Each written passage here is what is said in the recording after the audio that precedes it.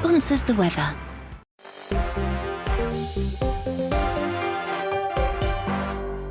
You're watching GB News live across the UK and the world on our digital stream. GB News is Britain's news channel. We are the UK's home of discussion and debate from all perspectives. We are here for you. Don't forget to join our YouTube community by clicking on that subscribe button. And if you want the GB News app, you can click and catch up on programmes anytime. We love to hear from you, so email us. gbviews@gbnews.uk. Thanks for being part of the GB News family. My name is Andrew Doyle. Join me every Sunday evening at 7 p.m. for Free Speech Nation. This is a show where we address current affairs and news stories of the week with the help of two wonderful comedian panellists. I brought in comics because I want to give it a lighter edge, and also they work for less. See you there.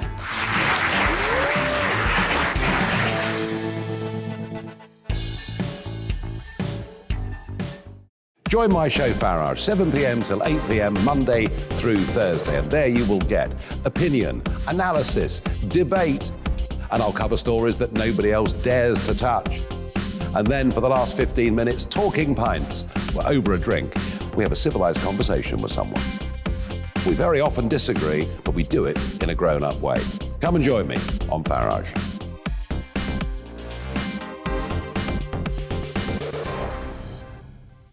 I'm Colin Brazier. I've reported from more than 70 countries around the world, covered wars from Afghanistan to Iraq, from Lebanon to the Balkans. I'm trying to bring that experience, that feel for events, to the studio. And something else, I'm ready to give an opinion. Today's stories with a spark. Brazier from 8 p.m. weekdays on GB News.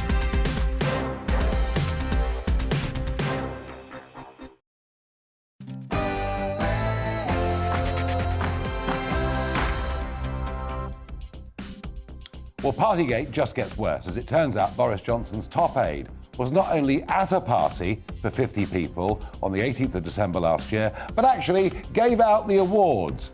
Off the back of that, the government last night introduced Plan B and also discussed having a national conversation about mandatory vaccines. I will ask whether this is all a massive overreaction. And joining me on Talking Pints, former editor-in-chief of Jane's Defence Weekly, aviation and defence expert, Paul Beaver. But first, the news.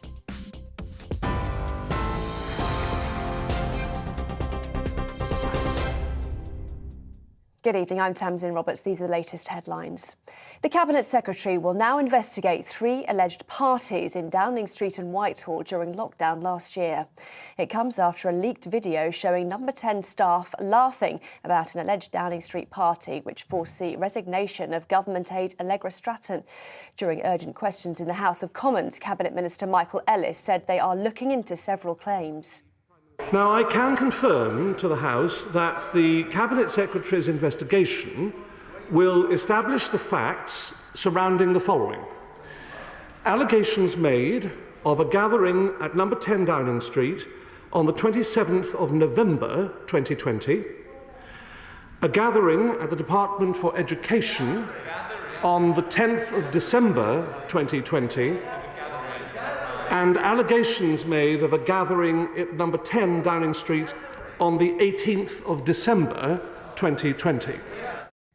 Meanwhile, Boris Johnson is facing a revolt from Tory backbenchers who are questioning the government's credibility in enforcing England's Plan B COVID rules.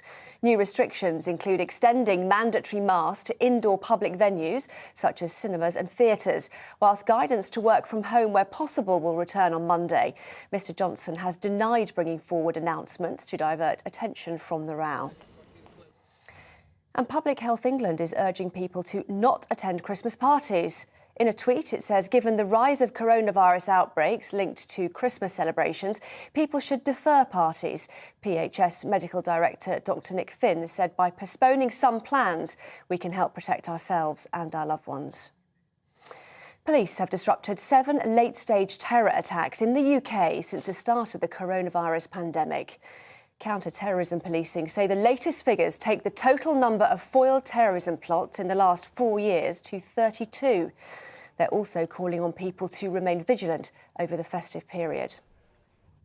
Boris Johnson is facing renewed questions into a donation used to pay for the redecoration of his Downing Street flat. It comes after the Conservative Party was fined almost £18,000 by the Electoral Commission. It says the Tories failed to accurately report a donation and keep a proper accounting record. A party spokesperson said they were considering an appeal. The Scottish Finance Secretary has confirmed income tax rates will stay the same next year. Kate Forbes announced the freeze during the budget at Holyrood this afternoon. Other measures include an increase in the minimum wage for public sector staff to £10.50 per hour. It's the first budget to be put forward jointly by the SNP and Scottish Greens. That's your news update for now. Let's get back to Farage.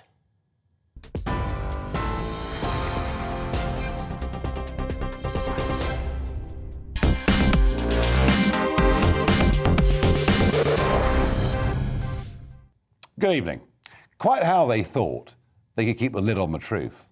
Quite how Boris Johnson thought he could simply lie his way out of it, I just don't know. It was obvious to me that as time went by, more details about not just the party, but now allegedly up to 7 social events, one of them so raucous that it ended in the wee hours of the morning and a door was broken.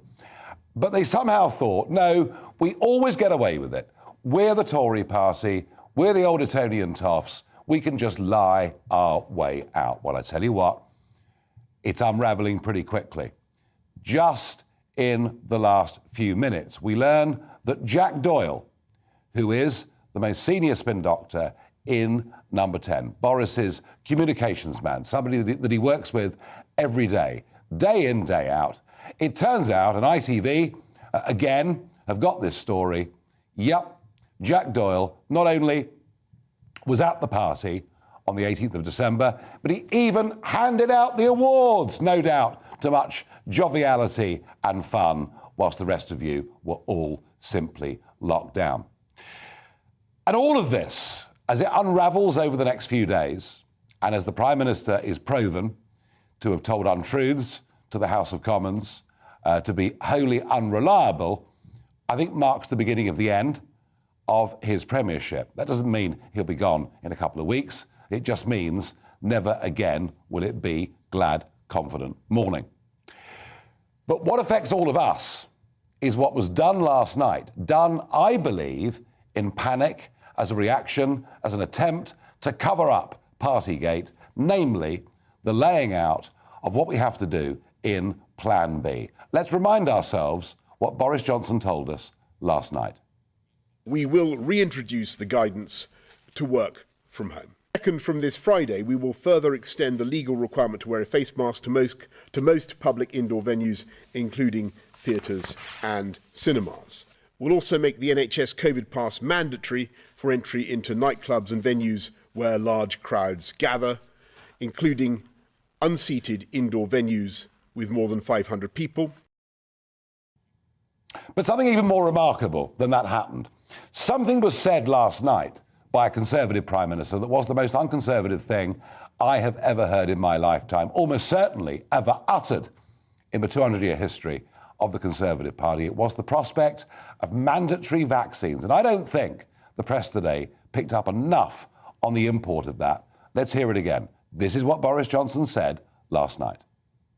I think that there is going to come a point if we can show that the vaccines are capable of holding of Omicron, and that's the key thing that I think that we need to test. Well, I do think that we're going to have a conversation about ways in which we deal with this pandemic, because I want to be absolutely clear with you. I don't believe we can keep going indefinitely with non-pharmaceutical interventions, I mean restrictions on people's way of life, where just because a substantial proportion of the population still, sadly, has not got vaccinated. And I think we're going to need to have a national conversation about the way forward and the other things that we can do to protect those who are hard to reach, who haven't got vaccinated for one reason or another, who may have medical reasons why they can't get vaccinated, other ways of protecting them.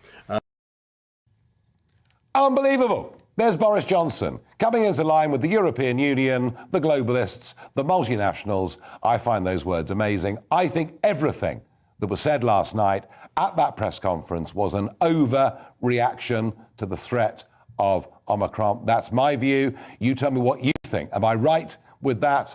GBviews at gbnews.uk, or you can tweet at GBnews. Well, there wasn't much time last night to analyse this. It was all coming so thick and fast, but there's been a day to think about it. And joining me now is Marcus Fish, Conservative Member of Parliament for Yeovil.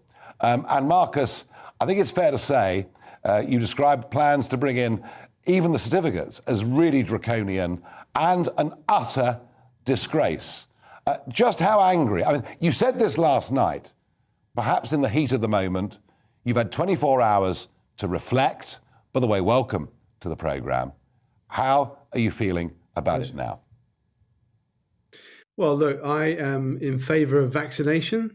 I think the vaccines are a large part of the reason why our immunity is in fact standing up well against Omicron.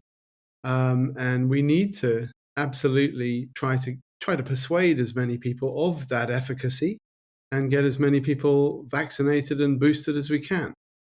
But I'm dead against authoritarian measures to mandate these things on a general basis, at any rate, because that's really the thin end of a very dangerous authoritarian wedge. And funnily enough, some of the communities that are most resistant to getting vaccinated at the moment just become even more suspicious of the authority that is telling them to do that if they go about it in that way. So I think it's counterproductive. It may well be, but Marcus, going even further than what was proposed in Plan B, and it's worth reminding ourselves, isn't it, that the idea in England that a vaccine passport would ever be necessary was called unthinkable, and yet here we are. It's being proposed, it's coming in very short order. But the idea that we could have mandatory vaccines, I mean, this surely, Marcus Fish, as a Conservative, this is beyond comprehension, isn't it? It is totally unacceptable to me, yes. The idea of mandatory vaccination, giving up freedom to control our own bodies is a pretty fundamental thing. And I think the Prime Minister should reflect on what he said and reflect that, in fact, that is totally unacceptable for the free and liberal society that so many generations since Magna Carta have fought to establish here in the UK. Does he have the moral authority to still govern this country? Look, I support the Prime Minister. I think when it comes to these sorts of things, our core freedoms, it is absolutely right that you need moral authority, and moral authority comes from upholding these sorts of freedoms and making decisions based on evidence rather than fear and propaganda. But Marcus, I would put to you that his moral authority has been fatally wounded by successively just not telling us the truth about what happened in Downing Street, not just on December the 18th last year, but on repeated other times. And we hear tonight through ITV that Jack Doyle, his top communications man, was at that party in Downing Street on the 18th of December. We hear that 50 people were there, and indeed that Doyle even handed out the awards. When a Prime Minister simply can't tell us the truth, is he fit to be our leader at all?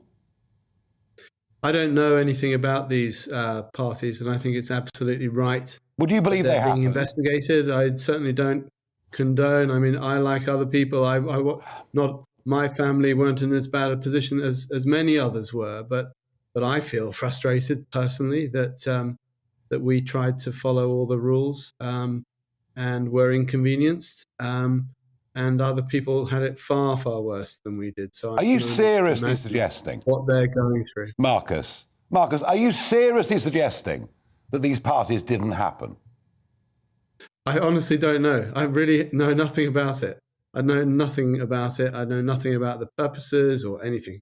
So I just can't comment on that. Let's just take a hypothesis that, and we've had this revelation tonight about Jack Doyle, and there'll be more over the next 2 days. Just take the hypothesis that 6 or 7 parties did happen, that they all broke the rules. Why can't the Prime Minister just be honest with us? And frankly, if he's told the House of Commons twice there were no parties when he jolly well knew there were, is he fit? Or should the Conservative Party find someone different to lead the country? I think we certainly need to get to the bottom of what has occurred. And I think we need to reserve judgment until that is established.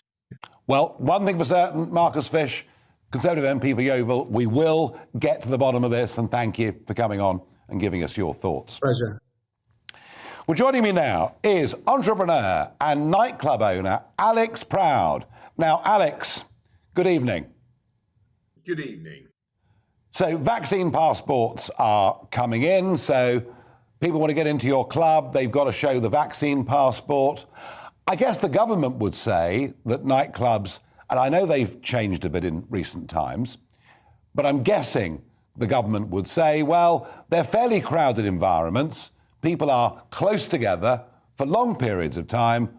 What on earth is your problem, Alex Proud, with asking people to prove they've been double vaxxed? Well, I'm going to avoid the philosophical thing that you've repeated, which I despise, which is the reason we kicked Napoleon in the backside was to avoid European-style restrictions on our freedom. But let's just talk about the practicalities.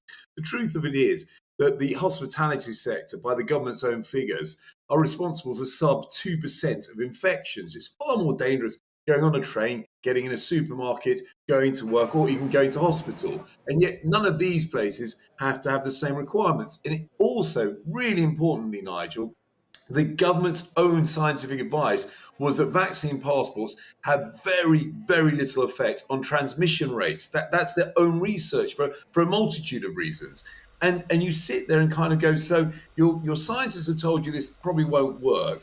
You've hit this sector hard repeatedly without giving us any form of compensation. The insurance companies never paid out. We keep getting kicked into the long grass.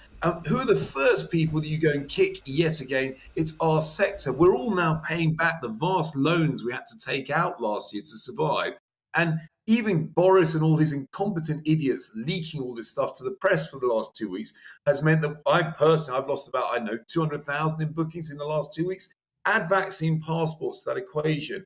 And if we follow the trend in Wales and Scotland, you're looking at 25 to 30% drop in business, which is essentially pushing most clubs back into loss-making scenarios for no reason other than to make this incompetent buffoon look like he's doing something. And the visceral sense of anger right now is really difficult to cope with. This is someone whose staff or himself were partying in Downing Street when we were locked down, and now he's turned around and gone, I need to look good. What shall I do? Let's kick them in the backside and see what happens, even though his scientists are telling him it will have no effect. That makes me furious, Nigel, to be honest. You do sound pretty angry, Alex. How difficult is it, in practical terms, on the door of a nightclub to check these vaccine passports? And how do your people know they're not looking at fake certificates? Well, we know, obviously, from the whole Wembley fiasco of the European Cup final, that it doesn't really work. That when you're looking at mobile phones, they're incredibly easy to scam. It's incredibly easy to have a fake app on your phone. In most nightclubs, you might be letting 500 to 1,000 or to 2,000 people in. They're all in a queue together. What, are we going to socially distance? What are we doing? It's going to be like one of those plague films. What happens when someone hasn't got it? They've already sat in the queue for an hour to get in. The whole thing, practically speaking, you're right, is a nonsense. And the ability to scam it or to fraudulently cheat the system is incredibly easy and will occur. It makes a mockery of it, even if you agree with it, even if you think it's a good idea. In practical terms, it won't work, and we've shown that time and time again to the government. I think the government scientists themselves know that. Alex, all I can say to you and the rest of the nighttime industry and those running sports venues is you genuinely do have my sympathy, and I fully understand the anger. Thank you for coming on and sharing your thoughts with us on GB News. In a moment, we will talk about the plan for mandatory vaccines, but we'll also talk a little bit more about the vaccines themselves, because it was presented to us, was it not, in the early part of the year, get a double vax and all of our problems are over. It isn't really turning out that way, is it?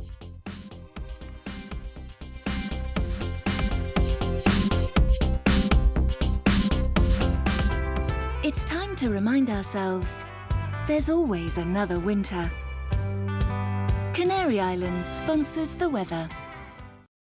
Good evening. Many of us having a fairly wet end to the day, but tomorrow a bright and breezy kind of day, but there will be showers, particularly in the west, and a pretty cold feel as well with that breeze picking up. At the moment we've got low pressure to the northwest, but this weather front is slicing its way across the country, bringing outbreaks of rain and particularly some heavy bursts across the Midlands, East Anglia and the southeast in the next few hours. It does all tend to scoot out into the North Sea through the early hours, so things becoming drier in the east. But further west there will be showers, those showers of snow over the Scottish mountains, but at low levels hail is likely and the showers could be pretty lively. As the wet weather clears away and skies stay clear across Scotland for longest, there could be a touch of frost here, which might mean it's a little icy first thing on Friday morning. During Friday, though, much of the east dry and bright with sunny spells, and the same goes for southern England. A few showers in the southwest, certainly lots of showers for northwest England, Wales, Northern Ireland and western Scotland. Heavy showers, rain at low levels, yes, some snow over the Scottish hills, but as I said, hail and thunder likely in those showers as well. They'll zip through on the breeze, and that breeze will make it feel chilly. Temperatures close to average, but feeling colder because of that wind. The wind and the showers all tend to fade a little through Friday evening, so many places again becoming dry and clear, and it will turn frosty, certainly across Scotland, parts of northern England as we head into the weekend. Further west, though, the cloud is gathering, and we'll see more rain pushing back into Northern Ireland initially, then into western Scotland during Saturday morning, and also rain then creeping into western parts of England and Wales before Saturday lunchtime. The easternmost parts of England stay largely dry through Saturday, but it will cloud over and it will feel cold here after that frosty start. Slowly but surely, as the rain arrives elsewhere, it'll start to turn milder. A milder day for all on Sunday, but a predominantly cloudy day with some rain and the winds picking up once more, particularly so on Sunday night. Canary Islands sponsors the weather. On Brazier at 8, David Attenborough is plain wrong why Elon Musk says the human species faces extinction because we've forgotten how to make babies. Also the language of race. Sir Lenny Henry has persuaded Britain's TV industry to drop the term BAME. Should we listen to him? And the man who sacked 900 of his employees by Zoom. We talked to one of those on the call about the right way to let someone go. That's Brazier from 8. You're watching GB News live across the UK and the world on our digital stream. GB News is Britain's news channel. We are the UK's home of discussion and debate from all perspectives. We are here for you. Don't forget to join our YouTube community by clicking on that subscribe button. And if you want the GB News app, you can click and catch up on programmes anytime. We love to hear from you, so email us. gbviews@gbnews.uk. Thanks for being part of the GB News family. My name is Andrew Doyle. Join me every Sunday evening at 7 p.m. for Free Speech Nation. This is a show where we address current affairs and news stories of the week with the help of two wonderful comedian panellists. I brought in comics because I want to give it a lighter edge, and also they work for less. See you there.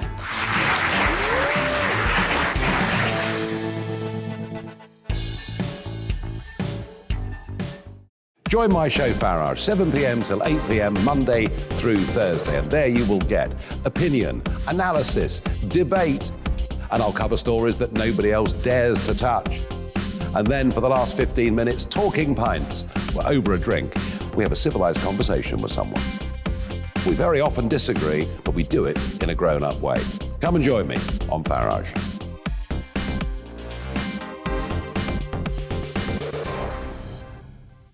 I'm Colin Brazier. I've reported from more than 70 countries around the world, covered wars from Afghanistan to Iraq, from Lebanon to the Balkans. I'm trying to bring that experience, that feel for events, to the studio. And something else. I'm ready to give an opinion. Today's stories with a spark. Brazier from 8 p.m. weekdays on GB News.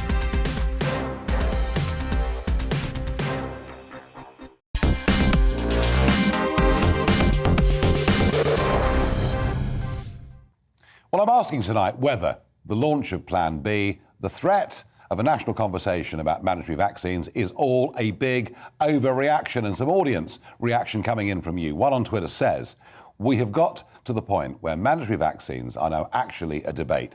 Things are flying. Yes, well, depends whether you think that's the right direction or the wrong direction. Bernard says, Boris is right. Why should people who have had the vaccine be locked down? Because a minority, by the way, who can't give you a logical reason why they don't want the vaccine, they just don't want it. Well, look, that's fine. And if I can be really convinced that those who've had the vaccine will not be carriers of the vaccine, then I might think you've got a point. But nobody yet's really convinced me of that. Neil says, children have BCG without adults kicking up such a fuss. Why on earth should there be such a fuss over the C19 vaccine? Because I had the BCG when I was 13. I've not been jabbed since.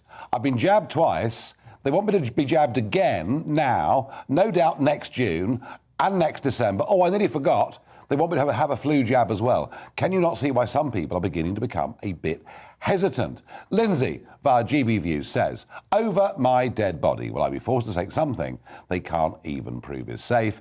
Peter gives the view, let's have a public, open debate about the vaccine, side effects, trial dates, placebos, and the yellow card reporting system. Why has this not already happened? Well, to a large extent, I guess that's because the government, Boris Johnson, from the start has told us, get the vaccine and all will be well. And indeed, yesterday in the House of Commons, in the midst of his huge political difficulties over Partygate, he just kept saying over and over, get the booster, get the booster, get the booster, as if that's going to solve everything.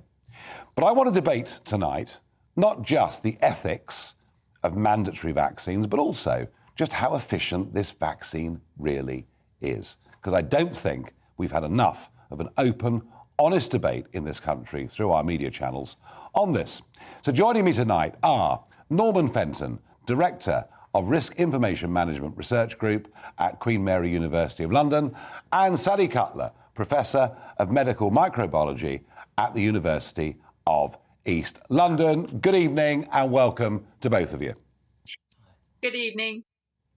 Norman, I want to start with you. A few months ago, when the idea of vaccine passports first raised its head, we were told it would be unethical, un-English, un-British. It would never happen. And yet we have them now in Scotland and in Wales. And it's coming to England very, very shortly. So the unthinkable becomes the thinkable quite quickly in some situations. And now we're talking about mandatory vaccinations. I'd like to know your opinion, number one, on the morality and ethics of that. And number two, can you try and help answer my question? Are people who've been vaccinated much less likely to catch and pass the virus on to somebody else? Well, first of all, even if the virus itself and the various the variants that are being spoken up as being, highly dangerous, even if they're as deadly, even if it's as deadly as being claimed, and even if the vaccines are as safe and effective as some people are claiming, I don't believe that anything like that justifies this gross intrusion of civil liberties and freedom of movement that something like mandatory vaccines impose. I mean, if you just look at it actually contravenes the UNESCO Declaration on Bioethics and Human Rights, which the UK is a signatory to. So, for example, Article 6 there says that that any medical treatment requires free and informed consent, and Article 11 talks about there must be no discrimination or stigmatisation of people who refuse the treatment, and of course it also contravenes the Nuremberg Code. So irrespective of how dangerous it is, irrespective of how effective the vaccines are, this is a total erosion and infringement of our civil liberties and freedom of movement. Okay. And as far as the vaccine effectiveness is concerned... Well, on the effectiveness, we'll come back to that. Okay. But one thing I do want to know is if I'm vaccinated and I'm standing next to somebody who's unvaccinated and we're visiting a care home of elderly people, am I, as the vaccinated person, much less likely to be carrying virus and to be a transmitter of it than the unvaccinated person? Well, we just look at the statistics about the overall impact of the vaccine, of people who are vaccinated, and compare the unvaccinated with the vaccinated. And so far, the evidence from the UK government, from the public health, from the United Kingdom Health and Safety Authority, what it seems to be showing is that actually there's no evidence that there are lower infection rates in the vaccinated compared with the unvaccinated. OK. Norman. Sally, let's just begin with the moral point here. The idea that in Austria, in Germany, and who knows, maybe in this country, that we treat a section of the population, it might be 10 or 12% here, but it's 30% in Austria. The idea that we treat a large chunk of our population differently and that they have different rights depending on their vaccination status, how does that sit with you? It's awkward, but basically they're trying to protect the population as best they can. And those people who are not vaccinated have less protection against infection. And so this is partly why they were doing this differential approach. But I think really sort of along the lines of your other speaker, I don't think that vaccination should be made compulsory. I think there is that freedom of choice, and people should have that. That's what our ethics beliefs are founded on, that freedom of choice. And if people don't give that informed consent, I think really sort of that is taking things a step too far. But we are in a pandemic. We have to take sort of very radical decisions at this point in time. Not all of them are going to be permanent decisions, and many of these are short-term choices. Sally, I get the point. I think we all agree that the imposition of mandatory vaccines would be a very retrograde step. But you make the point that the reason governments are getting tough is because the unvaccinated are more vulnerable.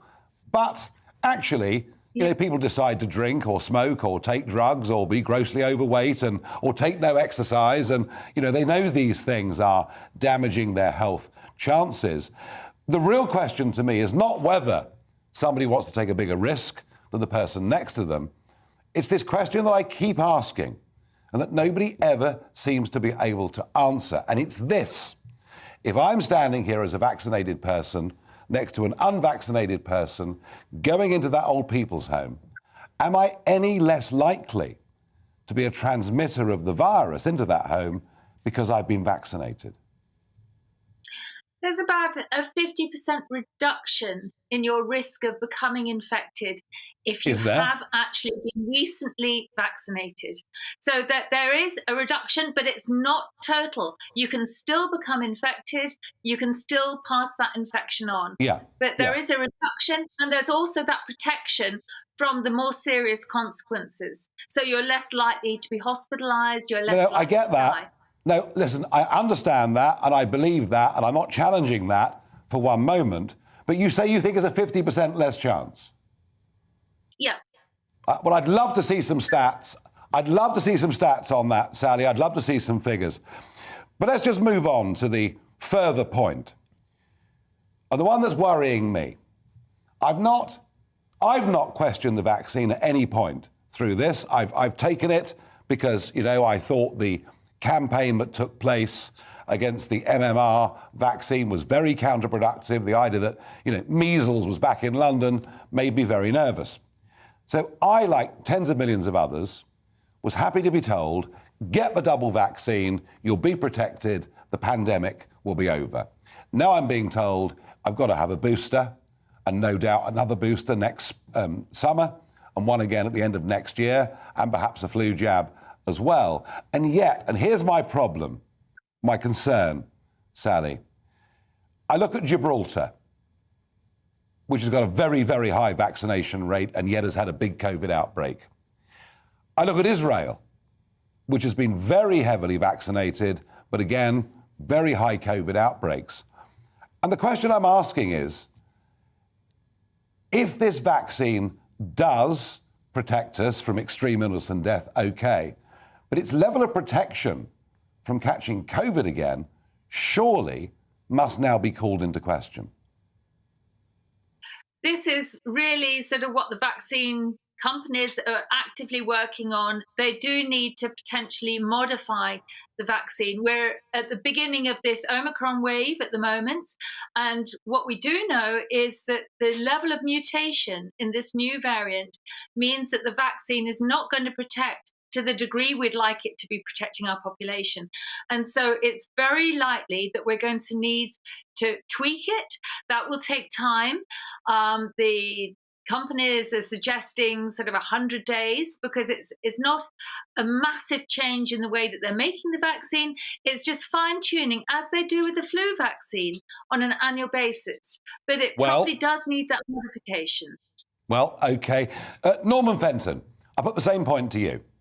I look at Gibraltar, I look at Israel, I look at, rates in this country, and it does seem that this vaccine doesn't give us very much protection from catching COVID at all.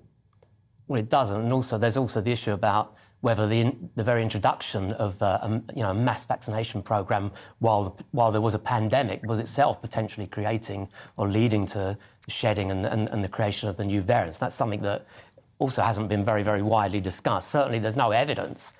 We look at statistics. That's what we do. We look at public government statistics, and is there any real evidence that of the efficacy of the vaccine? I mean, and this whole thing, I actually dispute very much dispute the ridiculously exaggerated claims about the idea that not only does the vaccine protect against infection, because it clearly doesn't seem to be from the data, the most vaccinated places seem to be the ones with the highest infection rates, but also about this whole idea that but it stops hospitalisations and deaths.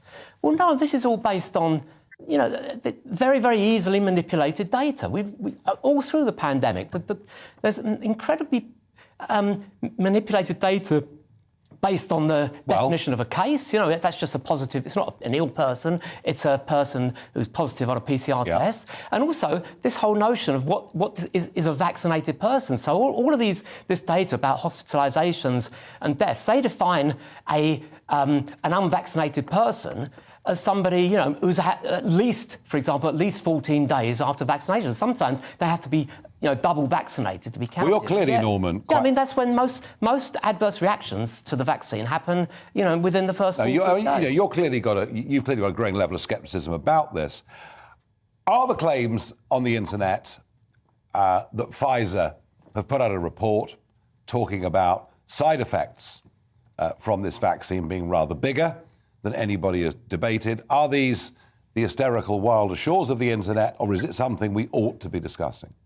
We definitely should be discussing that. I mean, colleagues of mine, close colleagues, have looked very, very seriously at the adverse reaction data, and it is very, very concerning. We're seeing these, But presumably, it's still a very small percentage. It's a much bigger percentage compared with all previous vaccines. It's much, much higher. There are known, and we've got these known cases of myocarditis, especially in young males. These strange cases of the footballers and other sportsmen sort of just dropping down, fainting, collapsing. But also our own data, looking at the Office for National Statistics' most recent data on mortality. Overall, there's no significant difference on all-cause mortality between the vaccinated and the unvaccinated, which also immediately suggests, well, then, if the vaccine isn't, let's say, saving as many people as it's killing, then is it really worth it? But the thing is that the concern is about what happens to people at risk, people who are at risk, who were given the vaccine as a priority. What's the evidence about what happened to those people? That's something that needs to be very carefully looked at. Look, statistics we can argue about all the time, but Sally, I've been bombarded. I'm sure you have, and all of us, in any form of public debate in life, I've been bombarded for months with people talking about side effects of vaccines, and I've been very sceptical about the people that have written to me on the basis that I've generally been very, very pro-vaccines, and I still just about am. Do you have concerns, Sally, about that Pfizer report, about the sheer number of medical complaints that appear to be linked to the vaccine? Really, I think the safety record is incredible with these vaccines. They're very, very impressive with their safety record. What I'd like to see is a little bit better on the efficacy. I would like to see that sterile immunity, that ability to prevent infection, not just the serious consequences, but the actual infection. And sadly, we haven't got that. And the safety record, I think really sort of the biggest issue that there was that very, very small number of people that had the blood clots. And they think now that they've got to the root cause of what was actually the problem there. And that's something that can be changed. And the vaccine will become even safer. So I would urge people that on safety grounds, there is no concern. The probability of an adverse reaction beyond a slight sore arm is minuscule. Sally, I want to say to you, and Norman to you, to both of you, thank you for coming on, engaging in this debate. And you know something, folks, sitting at home, only on GB News will you actually hear both sides of this debate. And it's important that we do talk about these things and we do talk about people's concerns. In a moment, we'll go to Talking Pints. I'll be joined by Paul Beaver, former editor-in-chief of Jane's Weekly, an expert on aviation. And hey, you know, we're going to talk about what's going on with China and Taiwan too.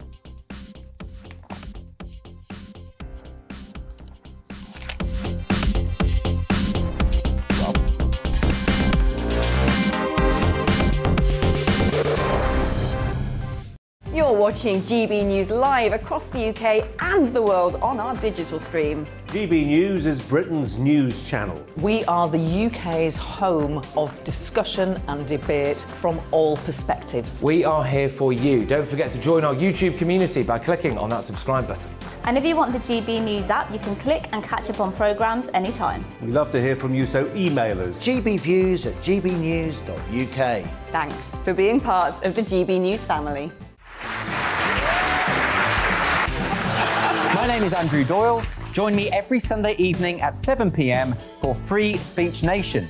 This is a show where we address current affairs and news stories of the week with the help of two wonderful comedian panellists. I brought in comics because I want to give it a lighter edge, and also they work for less. See you there.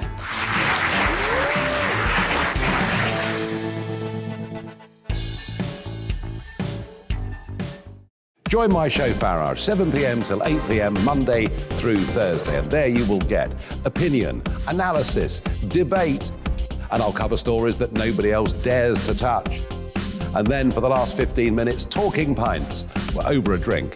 We have a civilised conversation with someone.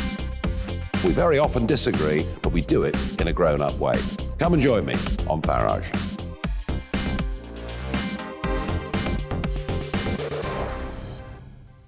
I'm Colin Brazier. I've reported from more than 70 countries around the world, covered wars from Afghanistan to Iraq, from Lebanon to the Balkans. I'm trying to bring that experience, that feel for events, to the studio. And something else, I'm ready to give an opinion. Today's stories with a spark. Brazier from 8 p.m. weekdays on GB News.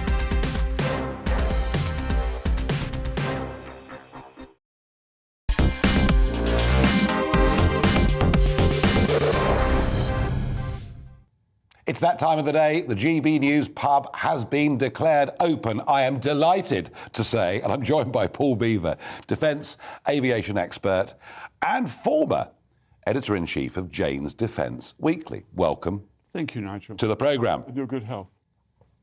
The timing, Paul, of getting you on is actually rather good because you were a freelance war correspondent. You've been an expert in BBC studios and Sky studios and kind of when you were involved with Jane's Defence Weekly, it was at a time, the Falklands had been a few years before, we'd had the first Gulf War in Kuwait, we were, on the verge of the next big military expeditions into Afghanistan and Iraq, both of which lasted rather longer and cost rather more in terms of lives and money than we'd ever envisaged.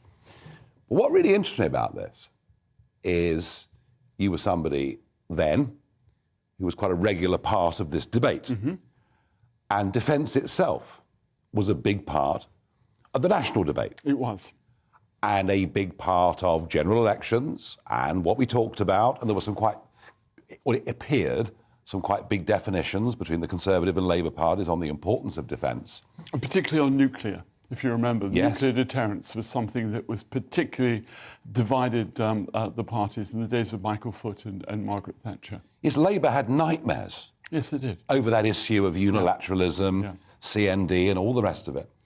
But the reason I say all of this is relevant now is we've had in the last few months, the Taliban have taken over Afghanistan again.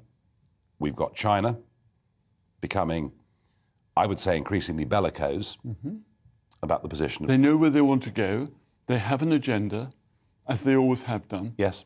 And they're very happy to take that agenda forward. And they know that some parts of the West are weak. We might get really excited about the Uyghur people, as we should do. They don't really care about that. They're more interested in fulfilling the dream of, well, Hong Kong is lost to the world now. It's now part of China. Taiwan next, who knows? The 9-dash line, the South China Sea. If I was still doing Defence Weekly, I'd be looking at that every week. But it isn't just that, is it? Because we've got actually North Korea beginning to fire, Little Rocket Man, as he was called, firing rockets again. We've got Putin playing all sorts of, well, maybe they're mind games, I don't know.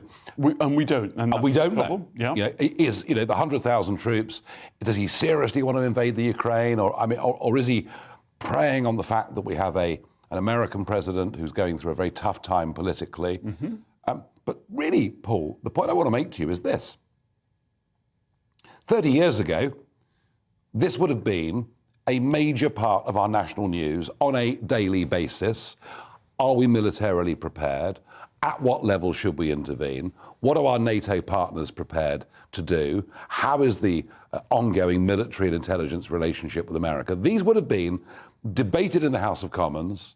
They would have become issues in by-elections.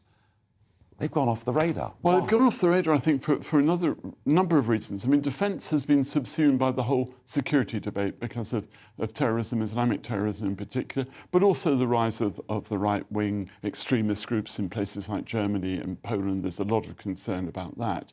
So defence as it was, I think, has gone. There could be debate about cyber, but cyber isn't very newsworthy. So the great thing about debate about defence 30 years ago when I was running Jane's was about tanks and ships and aeroplanes. Yeah.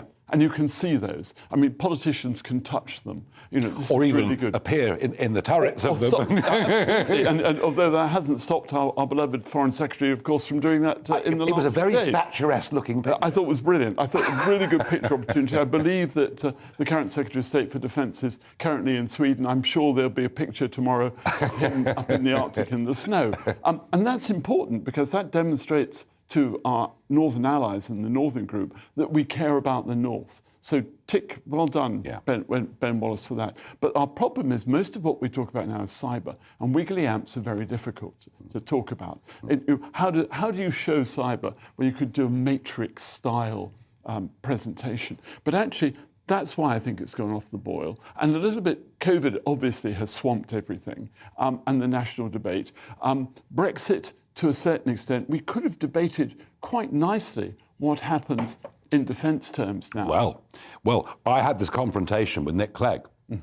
Head-to-head public debates when he was Deputy Prime Minister. I did 2 of them with him, and big national audiences. It was a big deal, running up to the 2014 European elections. And I said to Clegg, one of the reasons I want to leave the European Union is I don't want to be part of a European army. And he described me as a dangerous fantasist for having dared to suggest it.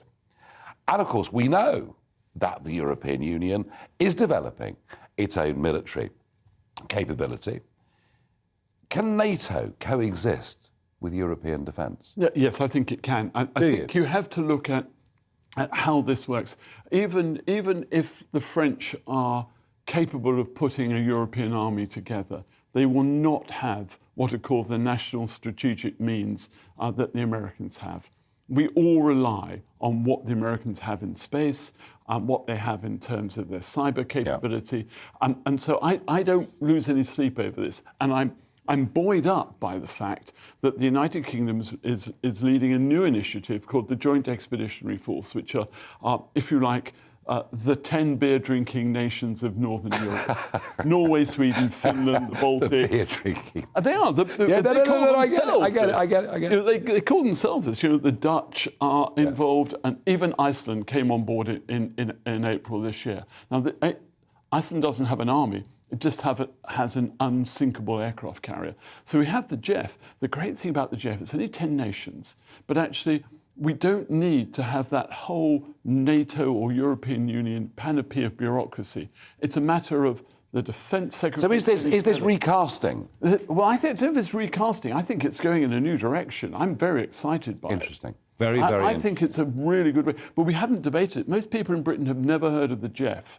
Yeah. And I think that's really a great. That is very interesting. And of course the AUKUS deal as well.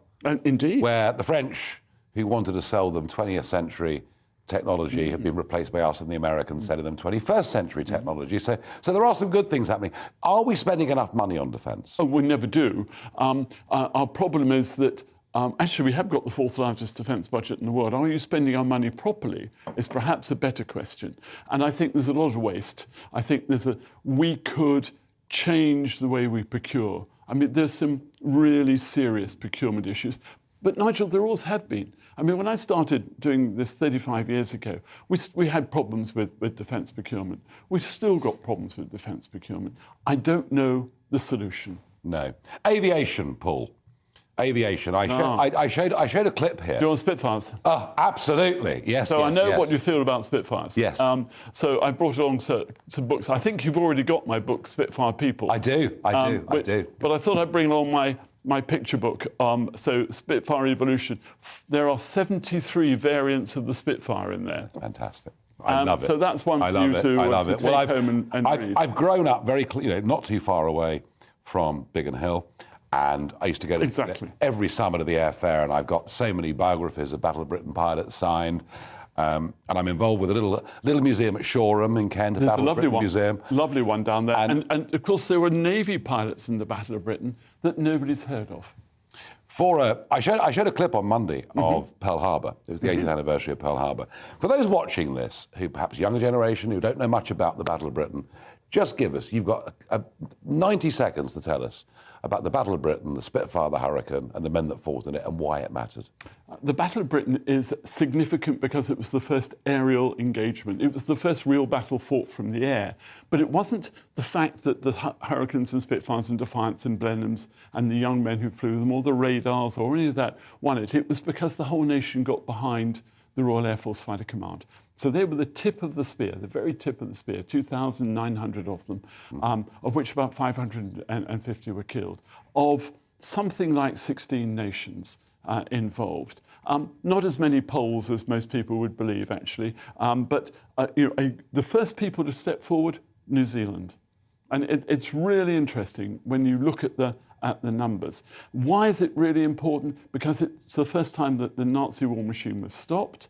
Why is it also important? It's because it proved that our air defence system worked. Integrated air defence system, the Dowding system. It allowed us then to develop other systems, and when it came to the bomber campaign as well. Always remember, more bomber crews died in the Battle of Britain supporting Fighter Command than fighter crews died. So that, I think, is an important thing. Why is it important? Because it didn't turn the tide of the war. It just gave the Germans something to think about.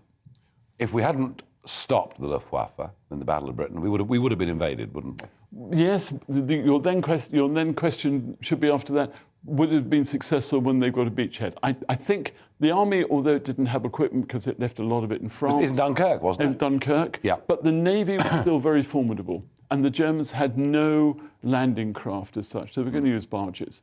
They would have needed to have captured ports, Shoreham perhaps, New Haven, places like that. Yeah.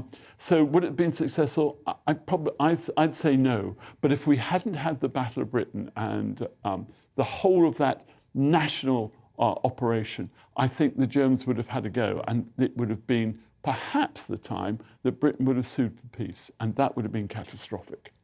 On that note, Paul Beaver, I'm going to say thank you very much for joining us here on Talking Pints.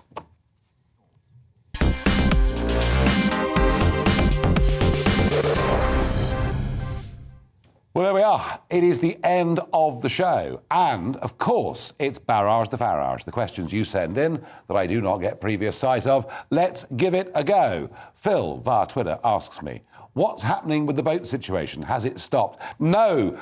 The wind is blowing like billy-o. I did speak today to my top man down at Dover. The boats will start coming again Wednesday, Thursday, Friday and next week. The numbers will once again be huge, I promise you. Now, Peter Bone, MP, was sitting here in the studio last night assuring me that the Nationality and Borders Bill passing in Parliament will stop the boats coming. I maintain, all the while we stay part of the European Convention on Human Rights, there is little we can do about it. We'll see who's right over the course of the coming months.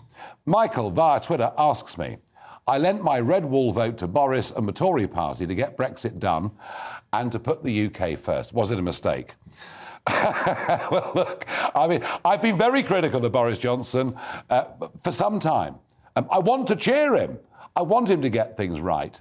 I think over Partygate, his rather, can I say, compulsive tendency not to tell the truth may well catch up with him.